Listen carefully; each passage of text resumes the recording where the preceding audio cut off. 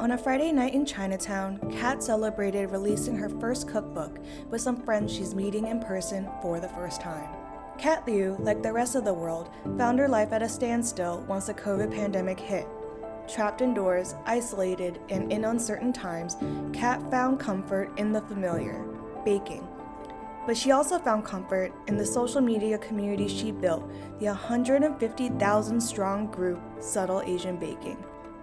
During this book tour, going back to New York City, Chinatown is amazing. Like, we've been chatting online for a while, but I've never met them, and just seeing them in person. Those are the girls that I chat with every day still. And then we also had the Worst Asian Pod. The guys showed up in aprons with my face on it, so that cracked me up. And just meeting people from Subtle Asian Baking was amazing too. And people bringing me their baked goodies, their Asian baked goodies. And then most of the people who I saw were people who looked like me. So there I was like, hey, goodbye imposter syndrome. Like, you really achieved something. Like, people do look up to you, Kat. So continue with this and own up to it and be proud of you. But the crowd at You and Me bookstore is only a snapshot of the 150,000 community members in Subtle Asian Baking. I invited my closest friends to join the group who were still on Facebook at that time, right? And then from that point on, people just started flowing in. So I never expected it to grow exponentially. We had 6,000 members or 5,000 members by the end of either week 1 or month 1. We were at 60,000+ members by December 2020, and we were founded in May 2020. I didn't expect it, and this is COVID time. They must be reminiscing about the egg tarts and all the Asian bakery goodies that they've had, or maybe they're nostalgic for their mom's food. So I wanted to make all these goodies at home. I looked online. I didn't see anything like a group like Feed for Asian baking specifically. So when you identify a need, you say, hey, maybe I just make something like that. There's a wide range of skill in Subtle Asian Baking, from amateur bakers to hobbyists to professionally trained pastry chefs. One longtime member, Sharon, had all but given up on her dreams to be a professional baker. Before, I went to school for baking and pastry arts, so I actually have a degree for it. And then immediately after that, I did work at bakeries as a baker, a cake decorator. And then after a few years in the industry, it's being in food industry is not that easy. It's a fulfilling job, but the pay is not always that great, and the hours are also hard. As much as I loved baking, I feel like I kind of lost that little flame I had in me. And my friend invited me to this Facebook group because she was like, oh, why don't you just join this group? It's really cute and stuff. They have a lot of Asian baking. It's very interesting. For the passion of it, it just felt repetitive because I started doing it for work. There was no creative process to it. When I joined Subtle Asian Baking, I was like, oh my God, these people are so talented and stuff. But then the more I saw people post, the more I learned from them. And then I got more excited about it. And then I felt like my passion was kind of reignited for baking because of how different the bakes were. One of those other bakers was Jenny, an accountant by day who always had a love for baking. And I started baking at a very young age, but I was obsessed with Food Network. I was in junior high, high school. Every afternoon, I would just turn on Food Network, watch Everyday Italian, all these shows, and they're baking. And my parents didn't bake growing up, so I learned everything through Food Network, and I was just completely obsessed with it. During COVID, I was working remotely, so I started baking, and I had a personal Instagram, which I also wasn't that much active on it when I first started, and people started adding me, and it kind of grew. Hey, can I buy this from you? Can I buy mooncakes from you? Can you create this for my daughter's birthday? And it's just so nice that they would choose me over a bakery down the street or anything like that. It definitely changed drastically because I was not intended to do any baking business or even have something on the side just for baking. It's really rewarding making them their birthday cake or whatever their special occasion is, and I get really happy and excited when I give them the bake, and I have people literally jumping around, and it makes me so happy because it's so customized and personalized. it feels so much more special to them and for me. I actually am a cake artist as well, and I can bake a lot of things, but I started specializing in custom cakes, I think when I was around 2021. I started doing it a lot more because it was just so fun to like make cakes for special occasions like birthdays specifically. I definitely started with those because like every single time I had a friend's birthday, I'd be like, I'm making your birthday cake. Like I have to do it. And it would be like the best opportunity to do something like for them while also being able to do like what I really love to do. It was just different meeting people that had the same passion and like to do what I do. And like you said, it helps like kind of push me to do better. Like I don't think I would have ever tried to pick up a camera and like record my own videos and stuff if it weren't for like some of the people I met through Subtle Asian Baking. I think it's so important too, especially like for Sharon, who shared with me that she kind of lost a love for baking for a while, but gaining this community and the support really brought her back into the world of baking. And like you said, like exploring new flavors, embracing the culture, making new friends. I speak to like a baker group every day, this group of baker girls online, like every day we chat, and Sharon's part of that too. I actually consider her a little sister to me, so it just like fills my heart with so much joy, just meeting new people. There are members who are actually on shows. So we have Chi Nguyen, who's out just on the Great Canadian Baking Show. She actually told me early on, she's like, I'm gonna be on this show, and it's really thanks to this community that I got the courage, the confidence, and the inspirations to go on this show. She finished off top 3. We have Bailey Chu, who won a bake-off on Subtle Asian Baking. She reached out to me and said, hey, I actually applied for the Culinary Institute of America, and I talked all about being a member of Subtle Asian Baking in my application. And I'm gonna proudly actually wear my Subtle Asian Baking apron at school and represent Subtle Asian Baking. This apron is something special too. You can't buy it right now, this tan one.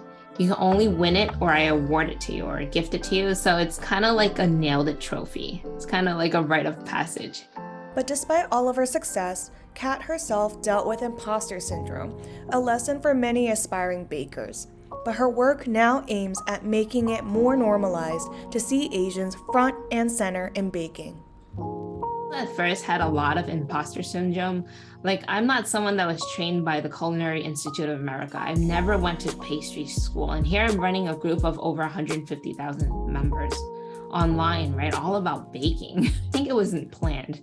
So maybe it was just pure destiny, right? I thought, this is not a face that you usually see on TV, right? Is there someone that's like me that's always on TV right now talking about baking? No, there is not. You have some representation here or there, right? But because I faced all of that growing up, like Martin Yang was my only East Asian inspiration in the food world. And I remember very early on, it was Martin Yang who was on TV. I would watch him, Yan Can Cook, and I would make like things as he was making them. I want people to start appreciating everything more so that we get less of the appropriation that we face a lot of, right? And then the yucking of the yum that we face. Let's say my son brings an ube cookie to school. Someone's not gonna say like, ew, it's purple, it's disgusting, that's yucky. Someone will say like, whoa, that's ube, that's so cool. At least let us try it, things like that. I want that our culture and our flavors and our ingredients to be appreciated and loved. Always, unfortunately, if you're not savvy to Asian baking or grew up with the flavors or are open-minded, it's either yucky or disgusting, moldy for matcha, a lot of people say that, or butterfly pea flour, moldy, or exotic, which is a terrible word, right? Exotic, right? It's something to us is so familiar, but to other people it's so alien, right? Be open-minded, that's what I'm trying to say. I think when people hear Asian baking, they think of familiar flavors such as matcha, hojicha. I don't think they would even think like salted egg yolk or anything exotic, but definitely matcha. And that's all they pretty much know, incorporating Asian flavors in there. I think a lot of it is the past propaganda, manipulation of media, what people believed in. People always say MSG is dirty and makes you have headaches, it's unhealthy. But I feel things are going the right direction. People are appreciating our foods and flavors and cultures and techniques more and more. That's why we just have to keep putting ourselves out there. Now, with her platform, Kat thinks a lot about the message she wants to get out and her responsibility to make the most of her platform. I'm a very creative person. I love to write, I love to bake, I love to do arts. But I never thought I could do that because I couldn't show my parents, look, there's a girl like me, a woman like me, who's succeeding in the food world, writing a food book, right? So I kind of feel like I had to step into that role nowadays to open up some paths for people who look like me, little boys and girls who will be like, their parents might say, that's not going to be financially stable for you. That's too creative, that's too risky. But look, there's this Kat Lieu who made Subtle Asian Baking. She wrote a book, she did it, And so it was really tough for me to market this book. When I marketed the book on TikTok, I would say, hey, look, Asian baking cookbook written by an Asian American female. People literally wrote and told me to shut up about being Asian and just show the food.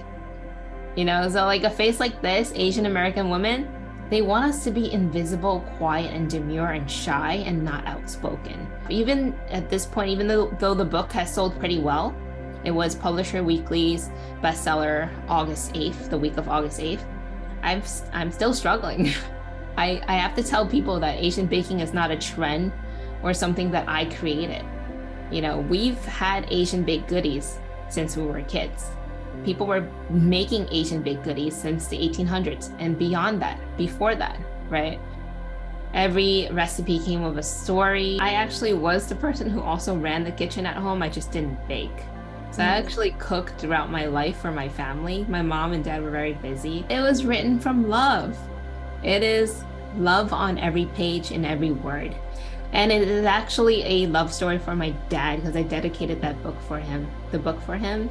Unfortunately, he passed away before he could see it or taste any of the recipes. But when I was writing it, it came from a place from my heart. And then I just really wanted to give back to the community. And that's why, I gave kudos to a lot of the members.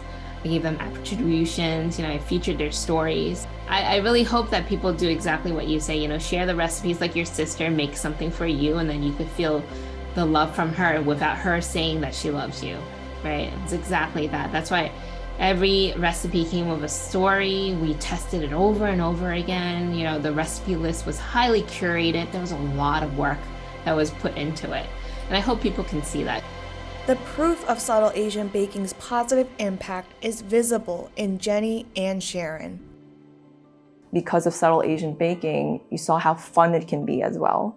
And incorporating different flavors, like be creative, it really digs down to your roots. You can have mochi, and then you're like, maybe I can add ube in it. So it becomes ube mochi, and you take it up a notch, and that's what makes it so special. So when you do Google searches for like cookies, like chocolate chip cookies, it's just chocolate chip cookies. I mean, they're great, but it was different in Subtle Asian Baking because when you look up chocolate chip cookies, people are baking with like miso, people are adding like matcha chocolate chip cookies, there's like yuzu like cookies now, there's like ube cookies. It was just like, it felt special that part of like Asian culture was in it. Like the cookies, the cakes, the crepe cakes and stuff, the cream puffs. This is what this book is about. It's also so simple. It's like everyone can make it. Any Asian, anyone who has, weren't bakers, and they can follow this recipe, and it's so beautiful, so delicious, and they'll find a piece of their heritage in it. Like there's miso brownies, there's gochujang desserts. Like that's insane. Like I would never think to add that in there, and it's wonderful. Subtle Asian was the first baking community or anything baking that I've ever put on social media. So I really came from, baking at home just for friends to actually creating an Instagram and took it to the next level, finding Subtle Asian Baking, and just kind of blew up from there. I did not expect any of this pretty much, and it's just helping out the community, and I saw how wonderful everyone is. I don't know how else to describe it. It was just like one of those things that I felt like clicked. Like it was like a piece that I felt like just fit right in. And I didn't even realize how like lonely I was until I was in that group. I felt like a nobody, like just a small piece in New York City, you know. But she makes me feel like a somebody, and like it helps like it was like fun to see that she as a person created this group and was able to make such a bigger impact. Just join. There's plenty of lurkers here. It's completely fine. You don't have to show off. You could just learn from us. You can ask questions and you can make a friend. You know, just come on and just learn something new. You know, grab a buddy. Just show up. It's fine. Just have fun.